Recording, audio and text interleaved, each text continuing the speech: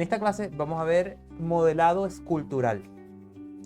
Más bien vamos a ver una introducción al modelado escultural porque yo no me dedico al 100% al modelado escultural. Yo sé más de modelado poligonal, que es el que hemos visto hasta ahora. El modelado escultural, como lo dice la palabra, es como si estuviésemos esculpiendo un objeto, un volumen, ya sea una masa flexible, arcilla, plastilina, etc. Ya vamos a ver cómo hacerlo. Pero como no me dedico a eso y como no domino al 100% del modelado escultural, les voy a dar un breve introducción al modelado escultural con el que ustedes van a poder adentrarse en aprender esto y sobre todo saber cómo y dónde buscar en internet para poder seguir aprendiendo sobre modelado escultural. El modelado escultural es, como lo pueden ver aquí, es como si yo estuviese esculpiendo una masa flexible, es decir, como si yo tuviese una brocha en el mouse y a partir de esa brocha estuviese modificando esa masa flexible, ese volumen. Y a diferencia del modelado poligonal, el modelado poligonal, como hemos visto hasta ahora, es básicamente de extruir, escalar, rotar, etc. Este trabaja más como una masa flexible. Esa es la principal diferencia del modelado poligonal y el escultural. Pero esto no significa que no puedan unirse. De hecho, yo pudiese, por ejemplo, hacer una estructura con modelado poligonal, por ejemplo, esta que está aquí, aplicarle un modificador, ya vamos a ver qué es esto, y a partir de aquí empezar a trabajarlo esculturalmente, agregando detalles, trabajarlo como si fuese una masa flexible. Como pueden ver, empecé con modelado poligonal y lo estoy terminando con modelado escultural. Esto es una opción de Blender para hacer modelado escultural, pero hay otros programas que se dedican 100% al modelado escultural, como pueden ser, por ejemplo, ZBrush, es uno de los más populares, que es un programa únicamente dedicado y especializado en modelado escultural. Aunque Blender puede hacer muchísimas cosas en modelado escultural a nivel de la industria, sí es verdad que para llegar a los resultados mejores de la industria, si uno se va a especializar realmente en este tipo de modelado, pues el ZBrush es una buena opción. Si estás empezando, Blender te va a dar absolutamente todas las herramientas que necesites para aprender y para especializarte. Y ahora sí, vamos a empezar a ver cómo funciona. Lo primero es un modificador. Todavía no hemos visto los modificadores, eso lo vamos a ver en la siguiente sección, pero sí voy a adelantar uno que es específicamente para el modelado escultural. Y nos vamos a ir aquí nos vamos a ir a esta opción que está aquí, que son los modificadores, y le damos aquí agregar modificador. En generar va a estar el generar y aquí está multi resolution. Este es el único que vamos a utilizar para modelado escultural. ¿Por qué? Porque cuando yo subdivido el objeto con multi resolution, él me va a generar nueva geometría. Si se pueden dar cuenta, aquí había una sola cara. Una sola cara compuesta de 4 vértices. Pero cuando yo lo voy a subdividir, esa cara ahora está compuesta de 1, 2, 3, 4, 5, 6, 7, 8 aristas con 4 caras internas. O sea, me subdividió la superficie por el doble. Antes había una cara, ahora hay 4 caras, después va a haber 16 caras y así la está haciendo un aumento exponencial de geometría. Si yo le doy otra vez a subdividir, me va a generar muchas más caras, en este caso 16 caras, y así sucesivamente. Esto es para poder generar geometría, la cual deformar como una masa flexible.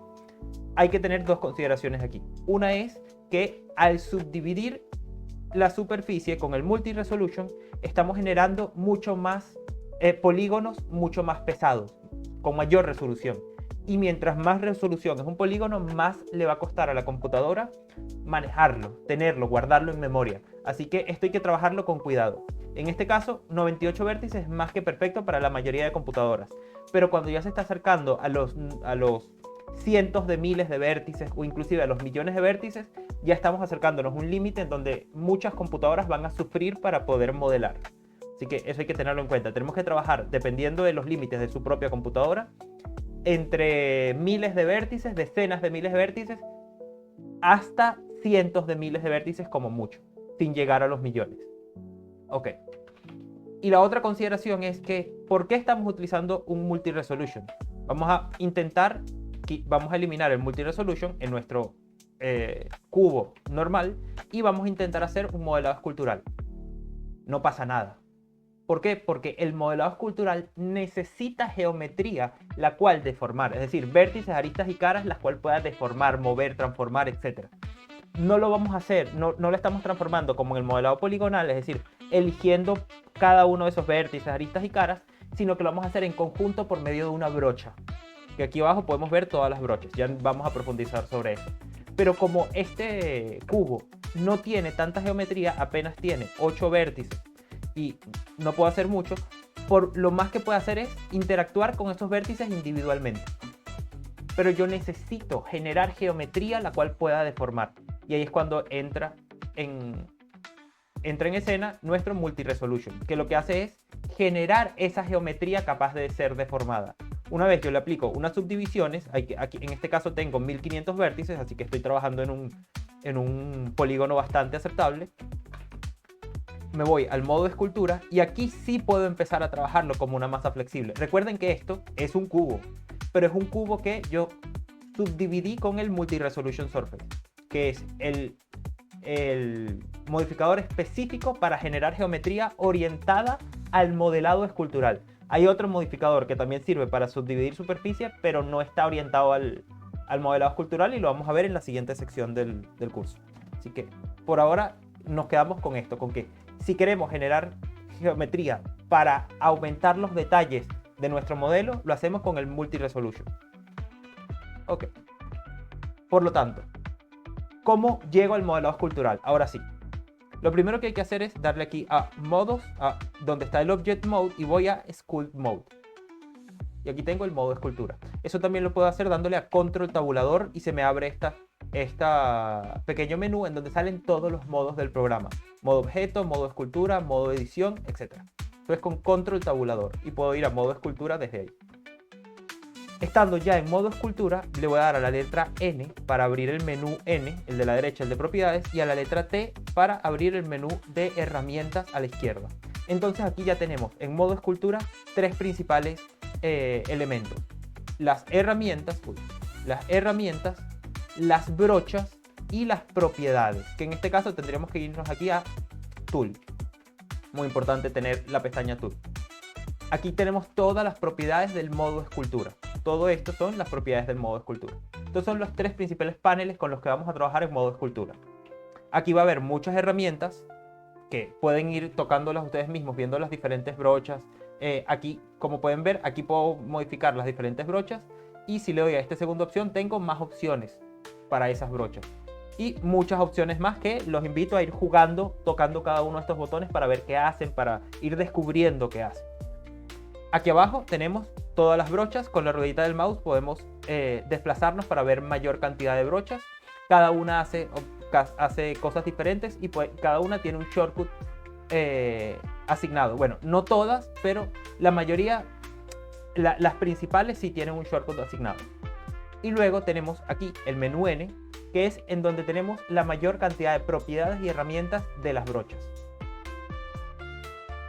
Aquí en el menú N tenemos, por ejemplo, vamos a empezar con Brush Settings, Brush Settings y Brush Asset. ¿Qué significa esto? Si se dan cuenta, esto es lo mismo que esto. En Brush Assets podemos cambiar el tipo de brocha que estamos utilizando. Si le damos clic aquí, nos aparecen todas las brochas, exactamente igual las que aparecen aquí abajo, pero nos aparecen en un menú, a mi parecer, más fácil de visualizar. Inclusive tenemos aquí diferentes menús desplegables que nos muestran los tipos de brochas que hay, como por ejemplo las brochas de pintura, las brochas de utilidades, las brochas de contraste, etcétera, etcétera, etcétera. Así que yo prefiero elegir la brocha utilizando este menú en vez de este de abajo. Eso depende de lo que ustedes necesiten. Y como pueden ver aquí abajo, justo debajo de las brochas, hay todas las características y propiedades de esas brochas, como el radio, la fuerza, si es aditiva o sustractiva, etcétera, etcétera, etcétera. Y es exactamente lo mismo que aparece en este menú desplegable de Brush Settings. Esto y esto son exactamente lo mismo. Yo, como vengo de Blender antes que surgiera este menú, tengo la facilidad y prefiero usarlo aquí. Me parece visualmente más fácil de encontrar, más fácil de estructurar y organizar. Así que yo los tengo aquí. Vamos a explorar un poco las propiedades de las brochas. Para eso, primero voy a hacerlo en otro objeto. Simplemente voy a poner aquí un multi-resolution. Lo voy a subdividir un par de veces. Aquí estoy haciendo un objeto de 7900 vértices. Todavía estoy sin tocar las decenas de miles de vértices, así que todavía estoy en un ambiente que mi computadora puede trabajar. Y me voy a ir al modo escultura para empezar a trabajar. Yo voy a empezar, casi siempre empiezo trabajando con la de dibujar o draw. ¿Dónde está? Aquí. Esta es la más simple, simplemente sirve para hacer un pequeño bulto en la estructura. Aquí vamos a empezar a notar varias cosas. Lo primero es el radio que está aquí. Ese radio, que también lo podemos modificar con la letra F, como pueden ver, es el radio de la brocha, de la influencia de la brocha. Si yo aumento, cambia aquí, y si yo disminuyo, cambia aquí. Yo lo estoy disminuyendo y aumentando con la letra F porque se me hace más fácil y estoy acostumbrado a eso. Pero ustedes lo pueden hacer igualmente desde aquí. Como pueden ver, si aumento el radio, se hace más grande, y si lo disminuyo, se hace más pequeño. Perfecto. Luego tenemos la fuerza que está aquí. Es decir, si yo pongo poquita fuerza, es decir, 0,1, que vendría siendo 10%, tengo que darle muchas pasadas a la brocha para poder ver su efecto. En cambio, si yo aumento esa fuerza, por ejemplo, al 0,9, que es el 90%, con una sola pasada que haga, ya se ve muy pronunciada. Es la intensidad con la que la brocha trabaja. Tan simple como eso. Y luego tenemos la dirección de la brocha, es decir, si queremos que sea aditiva, es decir, que agregue material, o si queremos que sea sustractiva, es decir, que quite material. Esto generaría un efecto cóncavo y esto generaría un efecto convexo, básicamente. Luego, Luego vamos a tener aquí muchas otras opciones, como por ejemplo el stroke. El stroke vendría siendo la línea como va a trabajar la brocha. Por ejemplo, aquí no me voy a profundizar demasiado en las opciones del stroke. Lo que quiero que sepan es el spacing. El spacing es el espaciado que va a tener la brocha entre un tic y otro tic. Cuando me refiero a tic es que se aplica la brocha. ¿A qué me refiero con esto? Voy a poner un espaciado, por ejemplo, del 50%. Voy a disminuir aquí el tamaño de mi brocha y voy a hacer un pasado rápido. Ven que hay como se generó como esta forma. Eso es el espaciado. Aunque yo pasé mi mouse continuamente, la brocha se está aplicando con cierto espaciado. Este espaciado vendría siendo esto que está aquí, el 50%. A menor espaciado, ahora voy a disminuirlo al 10%, como viene por defecto. Si yo vuelvo a hacer lo mismo, entonces ya se ve como si fuese una brocha continua. ¿Por qué? Porque el espaciado es tan pequeñito que parece continuo. Pero eso, ¿qué pasa si ahora le doy muy rápidamente al mouse? Bueno, aquí entonces ya pudiésemos llegar a aparecer un poco más despaciado. Lo que pasa es que el spacing de 10% es suficiente para que se vea continuo. A menos que nosotros hagamos brochazos. Apliquemos brochazos muy rápido, sobre todo si estamos trabajando en tabletas digitalizadoras. Las tabletas digitalizadoras tienden a tener un DPI bastante alto para generar una sensación de continuidad de la brocha, y eso lo vamos a poder modificar con el espaciado. A mayor espaciado, mayor memoria, porque va a aplicarse la brocha mucha mayor cantidad de veces por segundo, y a menor espaciado, es decir, con más porcentaje de espaciado, mucho más liviana va a ser la brocha para trabajarla, pero a su vez no va a tener tanto detalle. Imagínense una brocha de espaciado 220. Miren lo que hace. Yo aquí, aunque no parezca, estoy dejando el clic pegado. Estoy dejando el clic pegado para hacer varias cosas. El problema es que el espaciado es tan grande, que en este caso vendría siendo todo esto, que no se ve continuo. En cambio, a menor cantidad de espaciado, mayor sensación de continuidad. Bueno, vamos a seguir explorando un poco más las propiedades del modo escultura. Vamos a ver ahora las simetrías. Para eso voy a crear otra esfera, le voy a aplicar otra vez el multi-resolution, voy a poner 2 subdivisiones y de lo mismo, vamos a modo escultura. Voy a cerrar un segundito las características, las settings de las brochas, las propiedades de las brochas, y me voy a ir aquí a la simetría. La simetría es tan simple como un mirror, es decir, lo que hago de un lado se genera también del lado opuesto del eje que seleccione. Por ejemplo, si selecciono el eje X, lo que haga de un lado del eje X también va a pasar del otro lado del eje X. Y eso es aplicable a todos los ejes, tanto el Y, si yo hago algo de este lado, se va a aplicar del otro lado. Y en el Z, lo mismo. Si yo hago algo de un lado del eje Z, se va a aplicar también del otro lado. Inclusive puedo activar a la vez las 3 simetrías. Y así, lo que yo haga de un lado se va a replicar en el opuesto de todos los ejes. Es una forma fácil de trabajar figuras simétricas, o como por ejemplo el rostro humano que tiene una simetría axial vertical. También puedo bloquear ejes, es decir, si aquí yo estoy trabajando y quiero bloquear el eje Y, eso significa que puedo trabajar en el eje Z, es decir, se está generando geometría en el eje Z, se está generando geometría en el eje X, pero en el eje Y no se genera geometría, porque lo acabo de bloquear. Y aquí tenemos otros tipos de opciones que los invito a seguir jugando con las opciones de simetría. Lo que pasa es que no quiero extender esta clase porque, como les digo, esto es una introducción al modelado escultural.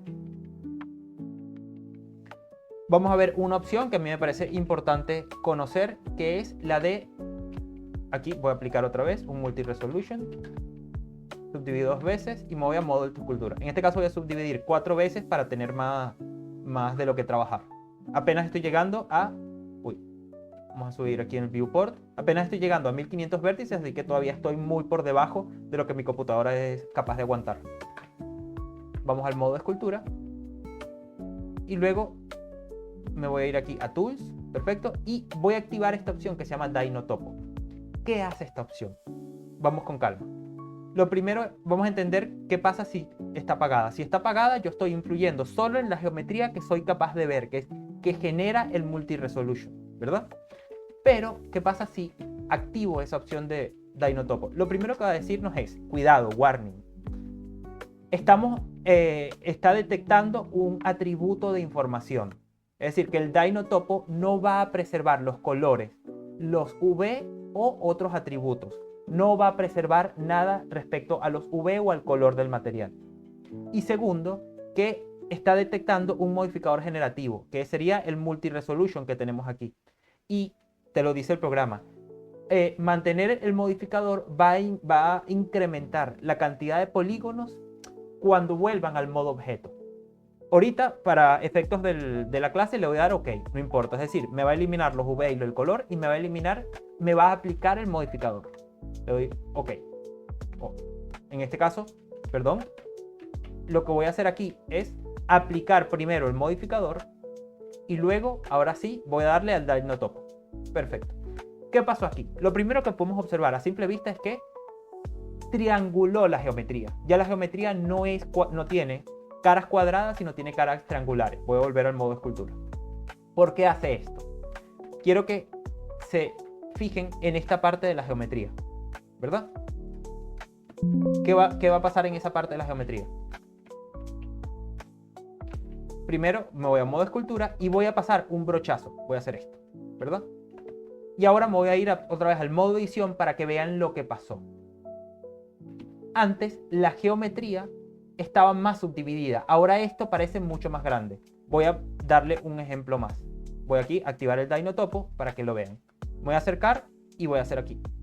Aquí ya se empieza a notar lo que está haciendo. El Dynotopo lo que hace es subdividir la superficie por donde la brocha está pasando. Como pueden ver, antes la superficie del objeto tenía polígonos mucho más grandes y aquí los polígonos son mucho más pequeñitos, porque por donde yo pasé la brocha, subdividió la superficie. Esto que nos habilita poder generar detalles con geometría subdividida en puntos focalizados del polígono, de la malla. Y así podemos generar mayor detalle sin necesidad de tener que multiplicar toda la geometría con el multi-resolution. Con esto hay que tener cuidado, porque el Dynotopo a su vez puede generar tanta geometría que nuestra computadora empieza a fallar. Como por ejemplo, vamos a ir de nuevo al modo escultura, activar el Dino-Topo, perfecto, y aquí me está trabajando en píxeles. ¿Qué significan estos píxeles que puedo ver aquí? Básicamente, el Dino-Topo trabaja por la cantidad de píxeles que hay en la pantalla. Es decir, él me empieza a subdividir a partir de 12 píxeles. Eso significa que sí. Eso significa que si yo estoy muy alejado del objeto, los 12 píxeles son chiquititos, ¿verdad? Así que no me va a subdividir tanto el objeto. Pero si yo me acerco, los 12 píxeles ahora forman una parte mucho más pequeña del objeto. Y va a empezar a subdividir más cuando hago zoom.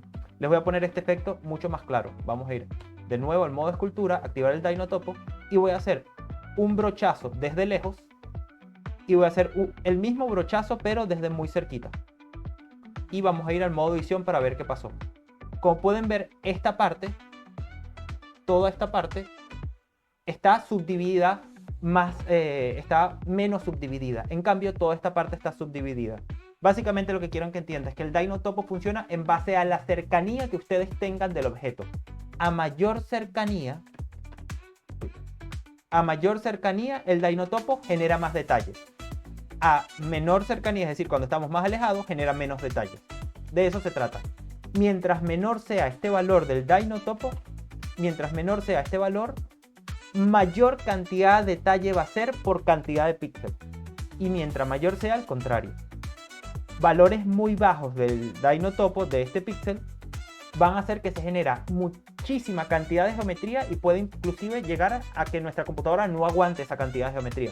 Vamos a poner un ejemplo. Ahorita lo tengo en 12 píxeles, vamos a ponerlo en 5 píxeles. Y ahora nos vamos a fijar aquí en el conteo de vértices. Ahorita mi polígono tiene 3900 vértices. Y ahora me voy a ir al modo escultura, activar el Dino-Topo, está en 5 píxeles, y voy a hacer un brochazo rápido. Ahora vamos a ver cuántos vértices tengo. Solo ese brochazo acaba de duplicar la cantidad de vértices de 3900 a 6500, 6600. ¿Qué pasa si yo sigo trabajando? Por ejemplo, vamos a activar el Dino-Topo y voy a hacer varios brochazos, ¿verdad? Y voy a seguir trabajando poco a poco. Bueno, mientras estemos trabajando, nosotros no nos estamos dando cuenta, pero la cantidad de geometría acaba de aumentar a 34.000 vértices. Por eso es que hay que tener mucho cuidado con el Dino-Topo o topología dinámica. Sirve para generar detalle, pero a su vez conlleva un costo bastante elevado en memoria del programa. Y por último, en esta sección de modelado escultural, vamos a ver una opción más. Voy a crear aquí lo mismo, multi-resolution, subdividirlo 2 veces y modo escultura. Si nos vamos a Brush Settings, a las settings de nuestra brocha, vamos a encontrar aquí un menú que se llama Texture. Esto es para agregar textura a mi brocha. Por ejemplo, esa textura se la agrego con una imagen externa. Lo primero que tengo que hacer es irme aquí a las opciones de textura que tiene en propiedades. Voy a crear una nueva textura y esa nueva textura le voy a poner, por ejemplo, como nombre madera, porque voy a buscar una imagen de madera. Le voy a dar aquí abrir, me voy a ir a las texturas que yo tengo guardadas en mi computadora y voy a buscar una textura de madera. Por ejemplo, esta que tengo aquí, ¿verdad? Ya esa textura se acaba de asignar a mi brocha. Yo puedo aquí cambiar la textura con la que estoy trabajando en mi brocha, pero en este caso me interesa esta misma que la acabo de renombrar como madera. ¿Qué va a pasar ahora? Si se dan cuenta, cuando yo aumento el tamaño de la brocha, se ve de fondo como un stencil la textura de madera. Y al momento en que yo hago clic, voy a subdividir un poco más el multi-resolution para poder ver mayor detalle. Perfecto. Y al momento en que yo hago clic, lo que estoy haciendo es aplicando esa textura de madera a la brocha que estoy utilizando. Vamos a bajar un poquito la intensidad porque está muy grande. Vamos a ponerlo en punto 15. Y ahora sí. Ahora sí estoy aplicándole esa textura de madera a mi objeto. Pero no se la estoy aplicando como textura. Mucho cuidado. Estoy literalmente modificando la malla del objeto. No es simplemente una textura visual. No, estoy afectando la malla del objeto. Más adelante, cuando vengamos a la sección de render, vamos a ver cómo aplicar una textura únicamente visual, sin necesidad de aplicárselo a la malla. Esto simplemente como parte de la sección de modelado, quería que lo conocieran. Vamos a aumentar aquí un poco a punto 3 la fuerza para que se vea mejor la textura. Y aquí ya se puede ver mucho mejor la textura. Esto sobre todo, ¿para qué funciona? Cuando estamos haciendo un modelado de alta resolución para personajes o para criaturas, animales, etc., esto funciona muy bien. De hecho, esta es la herramienta que se usa, por ejemplo, cuando estemos modelando un dinosaurio o a Godzilla o a reptiles, para generar en su superficie la textura de escamas, se utiliza esto. Lo único que habría que hacer es, nos vamos aquí a texturas, quito esta textura, agrego una, le pongo por ejemplo escamas y voy a abrir, yo creo que tengo por aquí una textura de escamas. No, voy a elegir la más cercana que tengo a textura de escamas, que vendría siendo esta. Y una vez elegido esa textura, ya puedo empezar a aplicarla en la superficie de mi objeto. Y así estoy empezando a texturizar la superficie del objeto. Como vuelvo y repito, esto es parte de la geometría. Aquí estoy modificando la geometría de la malla para darle ese detalle. Por ejemplo, las escamas de un dinosaurio, como estábamos hablando ahorita.